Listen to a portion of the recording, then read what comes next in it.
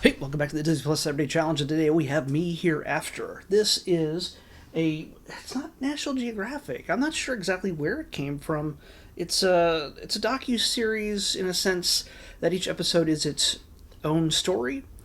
It's kind of those crime murder mystery type of true crime murder mystery type of stories. It mixes real interview footage with the people who were involved with this crime, and like the family or the police. Even we have footage, real footage from interviews and things like that with the people who committed the crime. Yes, I've only watched one episode, and to spoil just a tiny bit, yes, we do find out who committed the crime, and they are caught.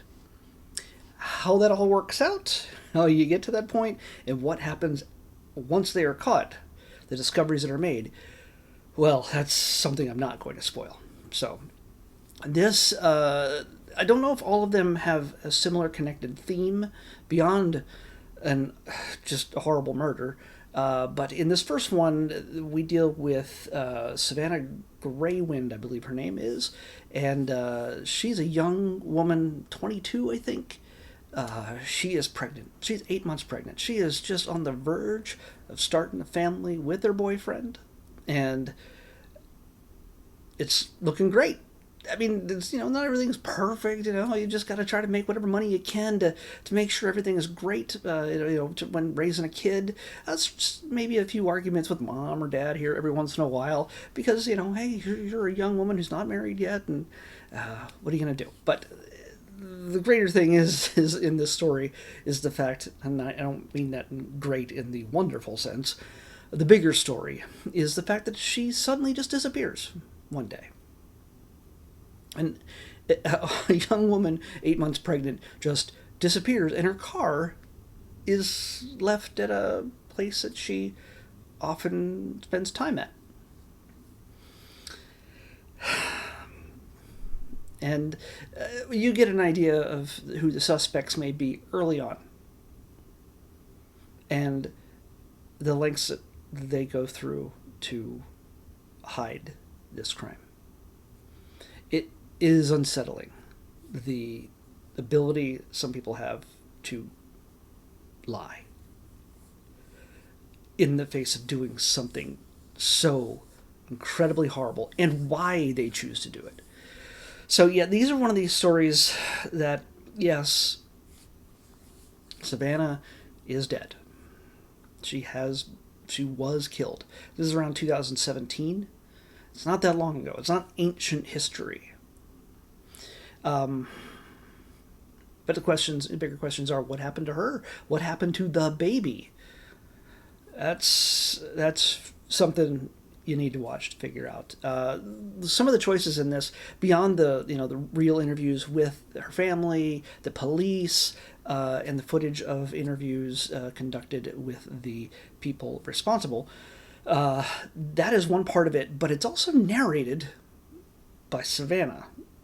Not really, but a woman providing her voice, sort of guiding us through this story as if she is an omniscient Savannah telling you what her experience was.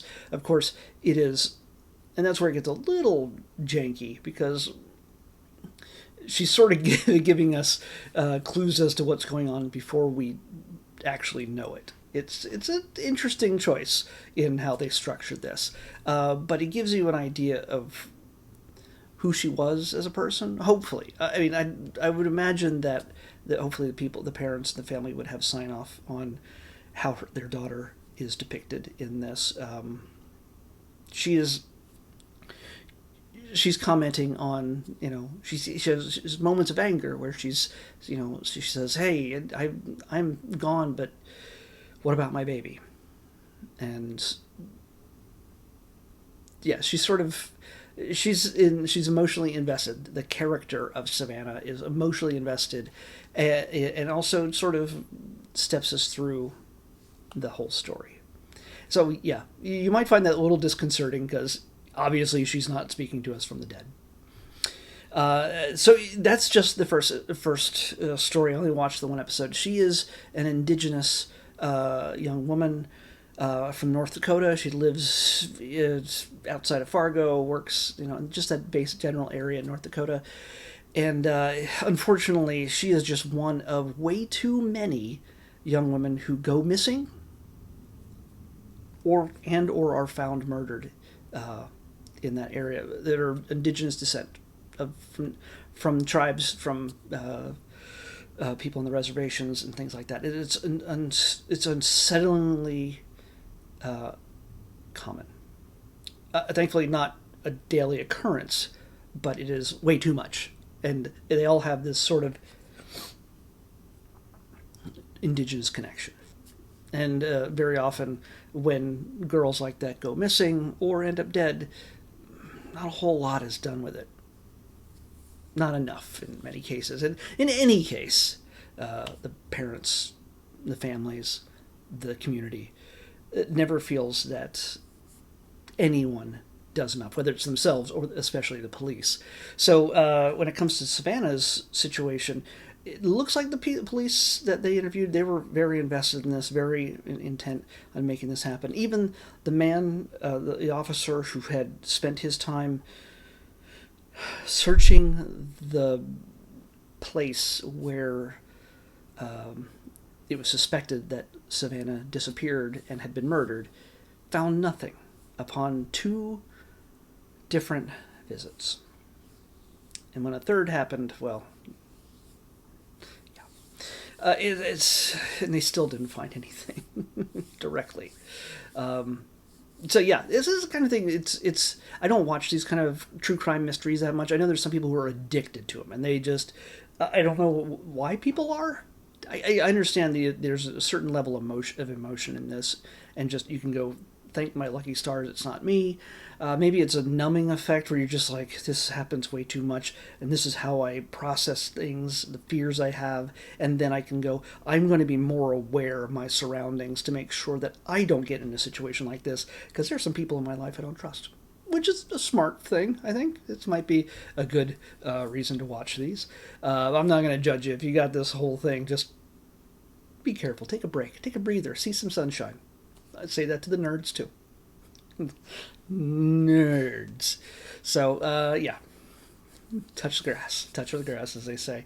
So, yeah, but this was fascinating.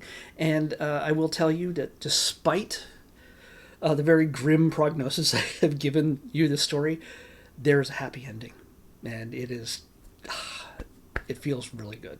There is, as tragic as this is, there is a sweet, happy ending in this first episode.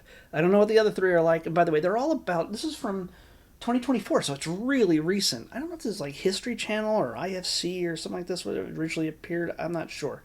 But they're on Disney Plus, and it's only 1 season. Each of them are a little less than an hour long, 55, 54, 58, something like that. It's just almost an hour long for each one of them. Definitely worth your time if this is your thing. It is not an easy watch for some people who may not be initiated into this world. But I have to tell you that at least in this first episode, there is a silver sweet lining. So let's pick tomorrow's episode. 147.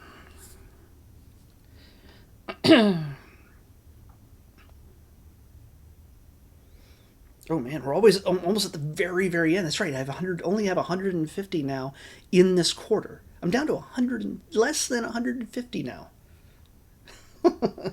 And with this, with number 147, I've been waiting to go through this for a very long time. It's a movie. We're now checking a movie off. And by the way, we have 20-some movies left out of this 150. 150, 20-some, maybe 24 movies. There's a lot of documentaries. Thankfully, there's a large variety of documentaries or reality shows and things like that. A lot of which I don't want to watch. But hey, that's what this whole thing is about. Whether I want to watch them or not, I'm watching them because they're on Disney Plus. There's only a few things I do not subject myself to, which is copious amounts of shark shows, which I've watched way too many, sometimes multiple times in a week, and also the ESPN stuff, which they have their own Plus network app, whatever. You can watch on there. I have watched a few ESPN stuff. I count that as having watched enough ESPN stuff. And I think that's it. There's some stuff coming up that I really don't want to watch, but it's going to happen. But this, I have watched before, and whether I like it or not, on a second watch, we're going to find out when we watch X-Men Dark Phoenix. Yeah, the final film in that decade jumping, spanning X-Men series from the folks that created that sort of next generation of X-Men films at 20th Century Fox. The final one, I think, if you don't count New Mutants. A lot of people don't. But the last X-Men film, Dark Phoenix, they try it again. They try to make it better than X-Men 3. We'll see what we think of that. X-Men Dark Phoenix is what we're watching next on the Disney Plus Everyday Challenge. I'll see you back here tomorrow with that.